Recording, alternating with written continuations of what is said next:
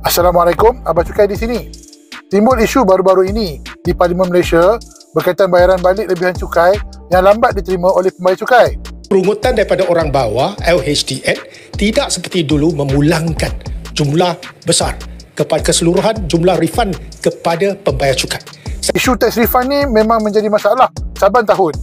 Walaupun hakikatnya pihak lembaga hasil menetapkan 30 hari sebagai tempoh tax refund, tetap tax refund hanya akan dapat selepas berbulan-bulan atau bertahun-tahun lamanya.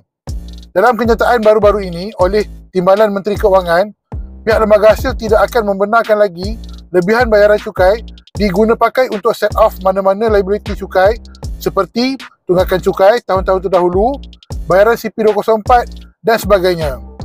Dalam masa yang sama, pihak lembaga hasil membenarkan pindaan anggaran borang CP204A dibuat bagi bulan ke-11. Tempoh pindaan bulan ke-11 ini adalah tambahan kepada pindaan bulan ke-6 dan bulan ke-9 yang sedia ada. Secara peribadi, Abah Cukai kurang bersetuju dengan penolakan penggunaan lebihan cukai untuk set off liability cukai lain.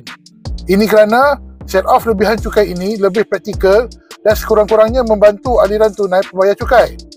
Sekiranya pihak lembaga hasil ingin terus kekal dengan keputusan mereka, pastikan proses pembayaran balik lebihan cukai dibuat dengan lebih cekap dan progresif. Semoga video ini bermanfaat. Ingat cukai, ingat Abah Cukai.